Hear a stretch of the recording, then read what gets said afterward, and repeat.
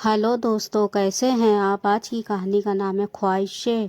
पापा डॉक्टर जवाब दे चुके हैं, अब माँ कुछ दिनों की ही मेहमान है। बेटे अनिल ने अपने पिता जगदीश जी से कहा। जगदीश जी ने तो कुछ सुना ही नहीं, उनके कानों में तो डॉक्टर साहब के शब्द गूंज रहे थे। आपकी पत्नी अब कुछ समय की मेहमान है, हो सके तो उनकी अधूरी ख्वाहिशें पूरी करिए, उन्हें जो अच्छा लगता है उन्हें वो खिलाइए पिलाइए। जगदीश जी अपनी पत्नी को घर ले आए और उनकी देखभाल में लग गए।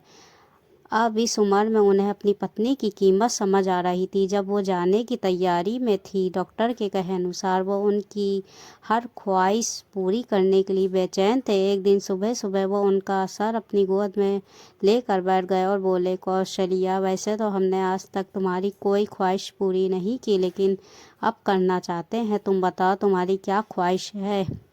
सुनिए जी, शादी के बाद औरत की कोई ख्वाहिश ही कहाँ रह जाती है, और अगर होती भी है तो उसे पूरा कौन करेगा। अब छोड़िए भी, हमारे पास वक्त ही कितना बचा। हमारे मन में जो ख्वाहिशें हैं उतने वक्त में तो एक भी पूरी नहीं हो पाएगी। उनमें से कई ख्वाहिशों से जुड़े लोग अब इस दुनिया में नहीं है। तुम कह कर तो देखो, हमसे जो बन पड़ेगा वो हम जरूर करेंगे। कौशल्या जी फीकी सी हंसी हंसी और बोली, अनिल के पापा, हम शादी के बाद कभी अपने मैके अपने मन से नहीं जा पाए। जब भी गए आपने आंसुओं से रुलाया। आपने और आपकी माँ ने इतने बंधनों में जकड़ कर रखा कि मैके का हर रिश्ता छुड़वा दिया। आज तक हर शादी ब्याह में साथ लेकर गए और उसी दिन रात में ही भागते हुए लेकर चले आते। कभी सोचा आपने कि हमारा भी मन करता है एक रात अपने माँ बाप, भाई बहन, चाचा ताऊ, मामा मासी, बुआ सबके साथ रहने का, लेकिन आप तो कमरे से बाहर ही नहीं निकलने देते। हमारा बड़ा मन करता है कि हम भी वहाँ अपनी सब बहनों की तरह रुक कर सबके साथ हंसी ठिठोली करें, लेकिन आपने कभी ये बात समझी ही नहीं। शादी के बाद मैंने कोई छोटा सा त्यौहार भी मायके में नहीं मनाया। जीवन भर तरसती रह गई इस बात के लिए कि कभी तो हमें किसी त्यौहार पर मायके जाने को मिले। सब लड़कियों को हर मौके पर मायके आते जाते देखती तो मन में हुक सी उठती, हमारे लिए सब इतना कठिन क्यों है। तब जवाब मिलता, क्योंकि तुम्हारा पति तुम्हारी ख्वाहिशें नहीं समझता, इसलिए तुम्हारी ये छोटी छोटी सी ख्वाहिशें भी पूरी नहीं हो पाती। अब आप बताएं कि आप हमारी ये ख्वाहिश पूरी कर पाएंगे, क्योंकि अब तो ना माता पिता रहे, ना वो भाई बहन रह गए जिनके साथ समय बिताने का मन करता था।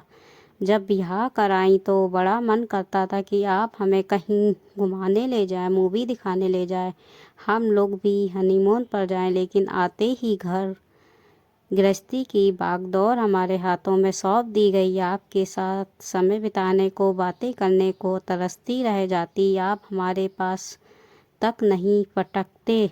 आपका साथ बस चंद मिनटों का ही मिलता। आपका काम खत्म और आप करवट लेकर सो गए, फिर कोई मतलब ही नहीं रह जाता। आज्ञाकारी बेटे बनने के चक्कर में आपने हमेशा हमारी छोटी सी छोटी ख्वाहिश को भी नज़रअंदाज किया।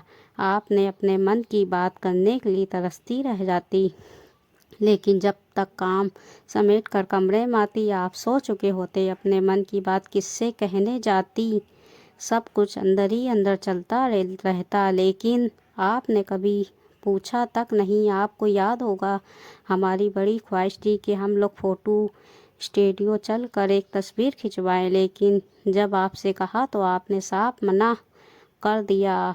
आज तो सब मोबाइल में खींच लेते हैं, लेकिन हमारी तो एक तस्वीर आपके मोबाइल में भी नहीं मिलेगी, क्योंकि जब भी साथ में तस्वीर खिंचवाने को कहती आप हमेशा छिटक कर दूर चले जाते।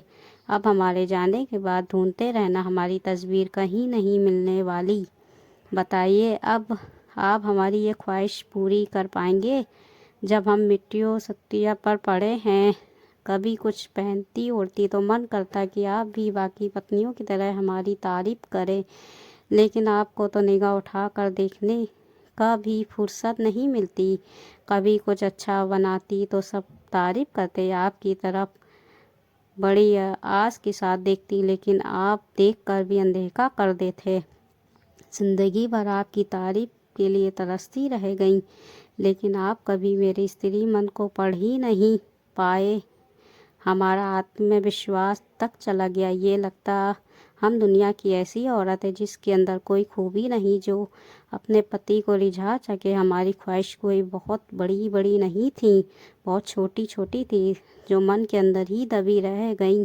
कहते कहते कौशल्या जी की सांस फूलने लगी तो जगदीश जी ने उन्हें पानी पिलाया, जिससे कुछ देर के लिए वो ठिठक गई। अब हमारे मरने के बाद आप हमारी एक ख्वाहिश ज़रूर पूरी करना, हमें खूब सजाना, हमारी मांग अपने हाथों से भरना और हमेशा खुश रहना, बस यही ख्वाहिशें। एक बात और, अनिल के पापा, जीवन साथी की ख्वाहिशें पूरी करनी हो तो जीते जी करिए, ऐसे मरते समय पूछकर उसका मजाक मत उड़ाइए। कहकर कौशल्या जी की गर्दन एक तरफ लुढ़क गई और वह हमेशा के लिए खामोश हो गई।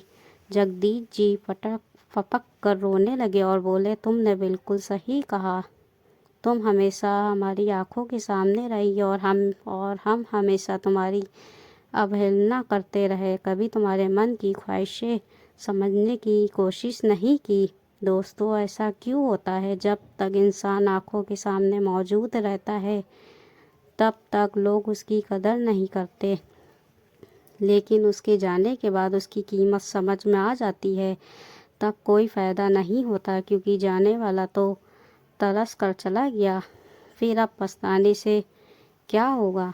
दोस्तों, ये स्टोरी को लेकर आपकी क्या राय है? ये हिंदी कहानी अच्छी लगी हो तो हिंदी कहानी को लाइक, सब्सक्राइब, शेयर ज़रूर कर दीजिएगा।